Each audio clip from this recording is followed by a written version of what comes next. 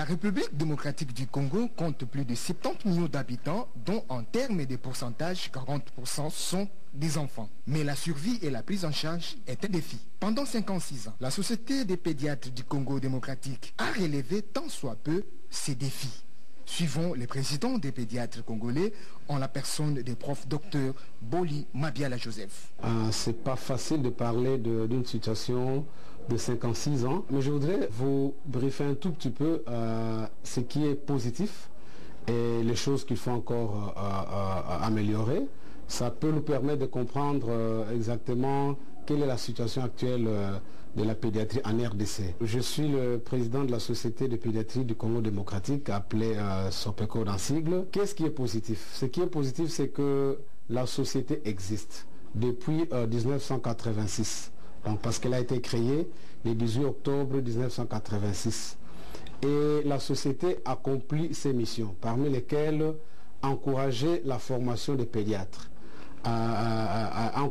encourager aussi les échanges entre pédiatres, mais aussi essayer d'entrer en contact avec les autorités pour essayer de discuter avec les autorités sur la situation des enfants, entrer en contact avec les institutions internationales pour leur parler de la situation des enfants, mais aussi maintenir le partenariat avec les firmes pharmaceutiques, avec les organisations internationales comme l'OMS, comme l'UNICEF et les autres. Et donc, sur ce point-là, la société travaille. La société travaille parce que nous tenons régulièrement nos activités. Nous avons plusieurs activités, notamment les congrès. Et donc, chaque année ou tous les 2 ans, nous tenons des congrès nationaux qui réunissent les pédiatres du pays, mais aussi de l'extérieur, de pratiquement tous les continents, pour discuter sur les problèmes de la santé de l'enfant.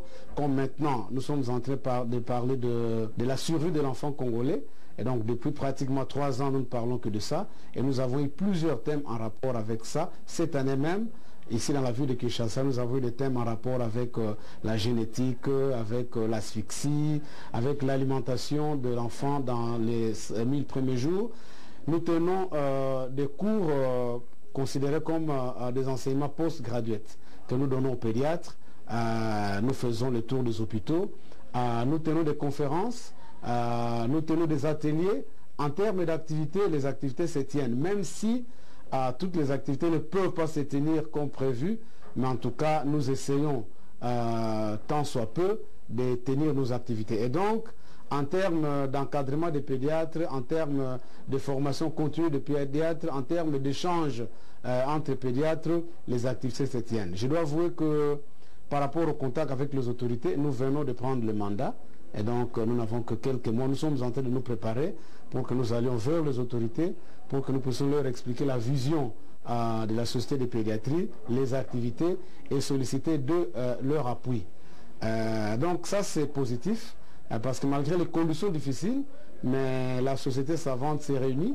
Le dernier grand congrès que nous avons eu, c'est au mois d'octobre, l'année passée, du 21 au 23 octobre 2015, où nous avons invité des pédiatres congolais du Congo en face, des Gabonais, des Ivoiriens, et où nous avons discuté sur les problèmes de l'enfant. Donc ça, c'est positif. Mais nous avons des grands problèmes. Vous savez, notre pays est vaste, c'est un mini-continent, avec 2 345 000 km². Mais à l'heure actuelle, nous n'avons qu'une centaine de pédiatres. Nous avons 122 pédiatres. Il y a un qui vient de mourir, donc disons, nous avons 120 pédiatres. Alors, prenez 120 pédiatres sur 2 324 000 km². Donc, vous comprenez que chaque pédiatre doit gérer environ 234 500 km². Donc, vous comprenez, c'est énorme. Mais aussi, si nous considérons la population des enfants, parce que si nous considérons que nous sommes 70 millions d'habitants et que la population des enfants c'est autour de 40, c'est de moins de 15 ans, donc nous devons gérer environ 30 millions d'enfants. Donc un pédiatre doit gérer 300 000 enfants. Ça, c'est quand même un problème. Maintenant que je vous parle, madame, sur les 120 pédiatres, une soixantaine est ici à Kinshasa. Nous avons une vingtaine à Lubumbashi, nous avons environ une dizaine dans la province orientale, et puis nous avons 4 pédiatres dans le sud Kivu, nous avons 2 pédiatres dans le nord Kivu, nous avons 3 pédiatres dans les Maniema. Maintenant que je vous parle, nous avons 0 pédiatre dans les Bandundu, nous avons 1 pédiatre dans les Bas-Congo, nous avons 2 pédiatres dans les Kasaï. Enfin, ici je parle de l'ancien découpage parce qu'il faut qu'on s'adapte au nouveau découpage. Mais c'est pour montrer que la prise en charge de nos enfants ne se fait pas correctement parce que les pédiatres ne sont concentrés qu'ici à Kinshasa. D'ailleurs, il y a 2 ans, il y a eu un congrès au Maroc.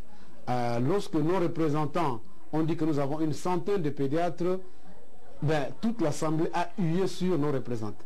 Parce qu'ils ne peuvent pas comprendre qu'un grand pays comme la RDC puisse avoir seulement 120 pédiatres. Et donc, ça c'est ce que nous devons améliorer. Donc, nous devons encourager la formation. Et il faudra que nous soyons appuyés pour que les gens aient la vocation et viennent en formation. Parce que vous savez, madame, aujourd'hui, il y a un engouement à la spécialisation. Mais il y a quelques temps, les gens ne voulaient pas faire la spécialisation parce que c'est trop difficile. Il faut payer, ça coûte ce que ça coûte, la rémunération est ce qu'elle est. Bref, nous avons un grand défi. Un grand défi. Quand nous allons rencontrer le ministre de la Santé, nous allons discuter avec lui pour comprendre un peu quelle est la politique du pays par rapport à la formation des pédiatres. Le pays veut avoir combien de pédiatres d'ici 10, 20, 30 ans. C'est important parce que vous savez, nous devrions en 2015 accomplir les objectifs du millénaire pour le développement, mais nous n'avons pas réussi parce que nous devions réduire de 2 tiers la mortalité infanto-juvénile, c'est que nous n'avons pas pu faire. Maintenant, nous sommes dans les objectifs durables pour le développement d'ici 2035, mais avec 120 pédiatres, c'est difficile. C'est ainsi que, pour ces mandats, notre grande vision, parce que nous sommes en train de travailler avec l'USAID qui nous appuie. Le mois prochain, nous allons avoir un congrès où nous allons essayer de revoir nos statuts, parce qu'il date d'il y a 30 ans. Nous allons essayer un peu de réviser nos statuts pour nous permettre de faire un plan d'action actualisé. Et avec l'appui de l'USAID, nous voulons faire le transfert des compétences. Nous voulons que les pédiatres qui sont formés puissent aller à l'intérieur du pays, entraîner tous ceux qui travaillent dans le domaine des enfants. Parce que quand les gens ne sont pas formés, madame, c'est très compliqué et c'est difficile à gérer. C'est difficile que les pédiatres donnent les meilleurs d'eux-mêmes lorsqu'ils sont très peu nombreux, lorsque les plateaux techniques ne suivent pas, lorsque on ne sait pas transférer nos compétences aux médecins de l'intérieur qui s'occupent des enfants. Voilà un peu la grande vision que nous avons et je crois que pendant les 2 mandats, parce que nous venons d'être élus, nous avons un mandat. Pendant ces mandats, nous allons travailler pour que vraiment nous puissions commencer les transferts de compétences.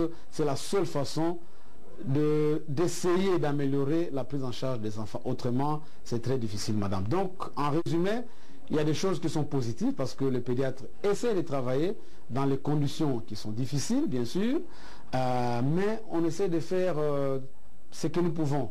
Mais de l'autre côté, le nombre est vraiment réduit et ça ne peut pas permettre une prise en charge optimale de nos enfants, ce qui fait que nos enfants ne sont pas toujours pris en charge par les pédiatres, même là où il y a les pédiatres, parce qu'il y a un problème d'accès aussi. Vous savez, je suis aux cliniques universitaires comme chef de service des urgences, mais la plupart d'enfants qu'on reçoit viennent de populations pauvres. Et actuellement, il y a un phénomène que nous observons. Il y a au moins 1 ou 2 enfants qui ont commencé par les tradipraticiens, à qui on a donné des médicaments naturels dont nous ne connaissons pas la composition et certains d'entre eux meurent. C'est pour dire que la prise en charge de nos enfants pose encore des problèmes en termes de plateaux techniques, en termes de nombre suffisant de pédiatres. Et là, je crois que nous aurons l'occasion de rencontrer les autorités pour discuter avec eux, voir comment encourager la formation des spécialistes, mais aussi transférer les compétences, même dans les milieux les plus reculés, pour que nos enfants reçoivent des soins de qualité. Améliorons la qualité. Bon, des informations qui m'ont glacé les dos, hein, franchement. Donc tout le grand Équateur là, sans pédiatre, tout le grand Bandundu, pas de pédiatre, 122 à travers la République. C'est à mourir debout quoi. Disons que ces autres enfants là grandissent par la grâce de Dieu, pour ceux qui croient en Dieu. Mais À suivre le docteur, il est président de la Société nationale de pédiatres. Mais il semble qu'il ne s'est fixé aucun objectif. À la fin de son mandat, il croit qu'on peut avoir... Il peut avoir fait qu'on ajoute combien de pédiatres? Ça, je ne l'ai pas... Il avait dit on peut atteindre 500. On peut. À la fin de son mandat? Oui. Pourquoi? Parce qu'il a dit, ce qui dérange, c'est la formation. Beaucoup de généralistes se transforment automatiquement en pédiatre. Mais alors que c'est une spécialisation. Ouais. Alors c'est ça qui dérange. On doit d'abord recadrer cela et ensuite on va maintenant aménager les cours. Parce que vous savez, la prise en charge de l'enfant ne nécessite pas les tâtonnements. On ne tâtonne pas avec la vie de l'enfant parce que l'enfant ne parle pas. Ou ceux qui parlent, ils tâtonnent toujours. Alors on doit avoir des gens qui sont des spécialistes pour s'occuper de nos enfants. Tout à fait. Moi aussi, j'ai les mots me manquent pour exprimer le malaise que j'ai eu quand je suivais cet entretien. Il dit qu'il y a un seul pédiatre pour toute la province du Congo central, et c'est fort. Alors, les parents qui suivent cet entretien se posent la question de savoir, mais qui reçoivent nos enfants quand on va au service de pédiatrie? C'est ça le problème. Donc, ce sont des impostes. Ce sont des... oui, mais alors... Non, en fait, non, le président souligne ceci. Vous voyez, dans le coin le plus reculé, on peut former les gens qui peuvent prendre en charge nos enfants.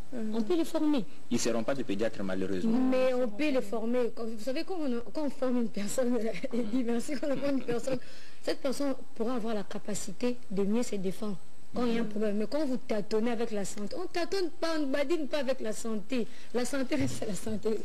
Là, c'est une bonne mère de famille qui parle. Déjà, vous-même, quand vous vous rendez à l'hôpital avec vos enfants, vous avez quel sentiment maintenant que vous savez qu'il n'y a pas suffisamment de pédiatres?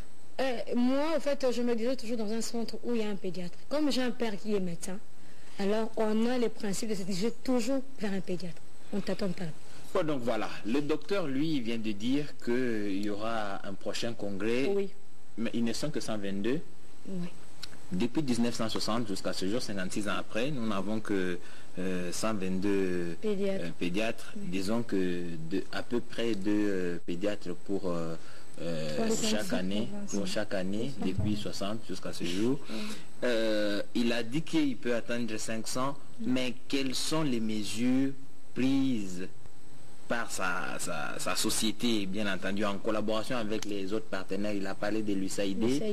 mais il compte voir le ministre très très prochainement. Oui, là c'est pour recadrer le secteur de la pédiatrie. Parce que comme je l'ai dit, il y a des gens qui soignent nos enfants qui ne sont pas aptes à le faire. Alors on doit recadrer. Mais Dieu aide quand même pour que les enfants... Oui, en fait, on peut le dire, Dieu nous aide beaucoup, mais... Mieux vaut ça que rien.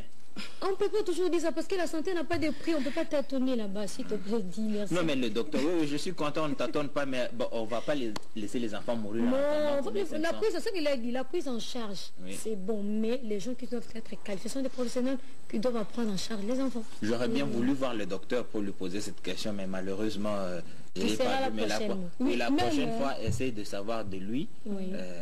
Parce que sa préoccupation est de recadrer. Il faudrait vraiment qu'on recadre. Ça veut dire que ceux qui ne sont pas pédiatres ne doivent pas l'être en tout cas. Il faut oui, mais il n'y a que 122. Dans l'entretemps, on fait quoi? Dans tout le Bandundu, il n'y a pas de pédiatre. Les enfants meurent, on acclame, on attend qu'il y ait ceux qui sont formés au